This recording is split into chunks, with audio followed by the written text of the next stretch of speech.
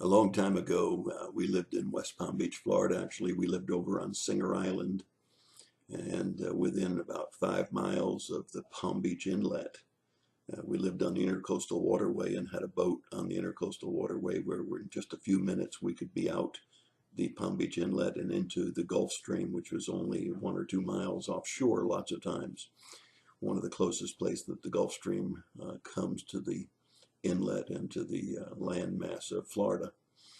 It was a great place to be raised as a child, and we had a relatively small boat. We had both a 14-foot boat and an 18-foot boat that we took out into the Gulf Stream and out into the ocean when weather was permitting. However, you realize that many times storms, especially in the summer months, can kick up quickly, and what can become very calm becomes very rough, especially going through the inlet itself. It has concrete jetties on both sides with rocks breaking the waves, but the swales, if you will, can be up to 3 to 5 feet. That is, if you're down between the waves, you're looking up at water on both sides of you as the waves roll in through the inlet. I can remember on a couple of occasions, my brother and I taking out our outboard boats, and we went out when it was quite calm, but when we got ready to come back in, you had to jockey the throttle to either stay on the crest of one of the waves or to stay down in the valley between the waves so that your boat wouldn't be swamped. If you slowed down, a wave would come crashing in over the back, and if you went plowing forward too fast, you'd plow into a wave in front of you. And so it was quite treacherous, and I can remember being pretty nervous sometimes when we were going in and out of the inlet, as it took some boatsmanship to make that. Well, why did I tell you all of that story? Because we find in the Gospel of Matthew, Mark, and Luke the story of Jesus and his disciples on the Sea of Galilee. And I can certainly relate to those disciples. My brother and I got pretty comfortable in our fishing in the Gulf Stream, in the ocean, pretty comfortable in cruising in and out of the inlet, and pretty comfortable on the Intercoastal Waterway. As these seasoned fishermen would have been very comfortable fishing on the Sea of Galilee.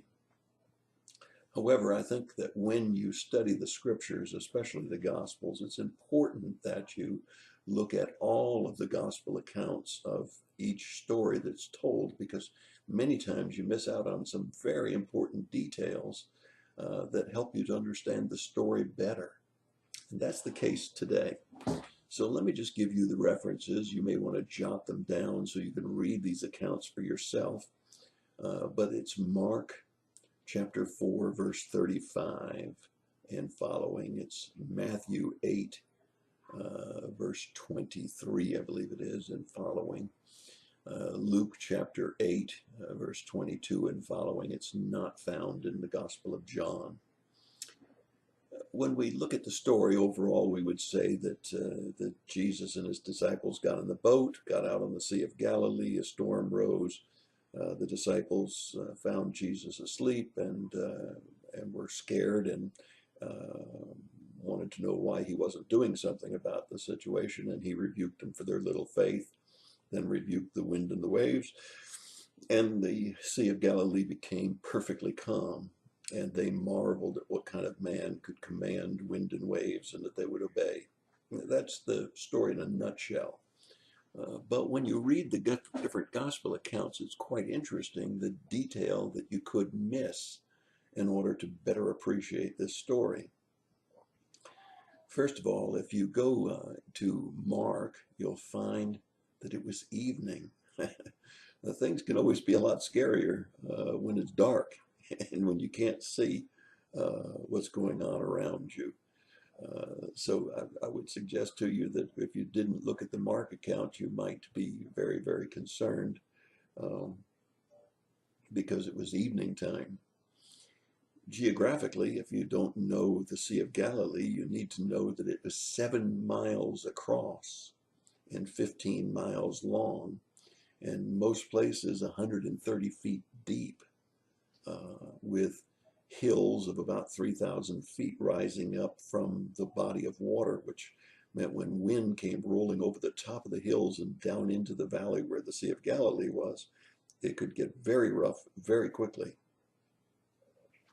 So that makes us appreciate that when we look at the account in all of the Gospels, one says it was a great storm. Another account says a fierce gale. We find that there were some other boats out there. We never do hear about what happened to them, whether they sunk, whether they went back to shore, whether they benefited from Jesus calming the sea. But we know that there were some other boats that went out with them. It's also very important to know that when we read all of the gospel accounts, it says that Jesus said, "Let us go to the other side." Now, Jesus fully intending to cross over the Sea of Galilee and to get safely to the other side.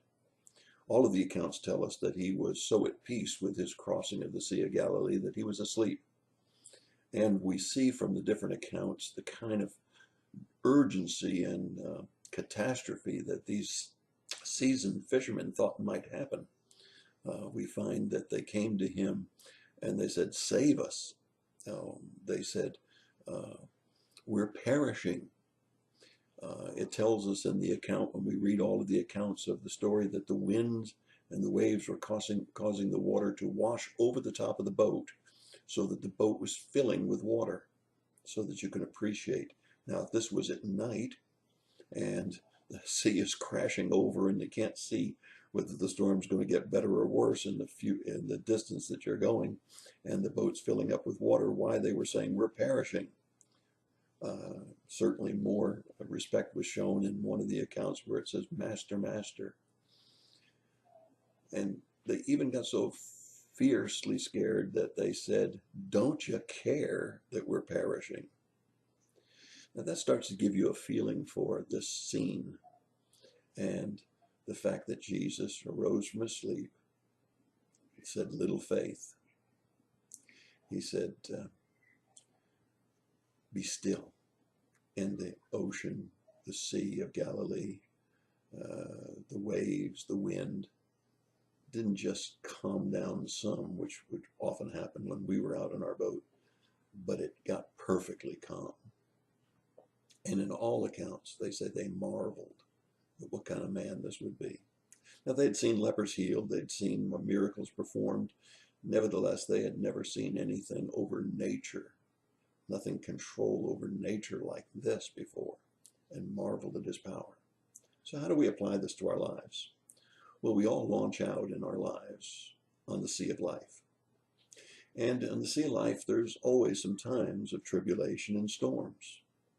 Storms can be loss of job, can be divorce, can be death of a loved one.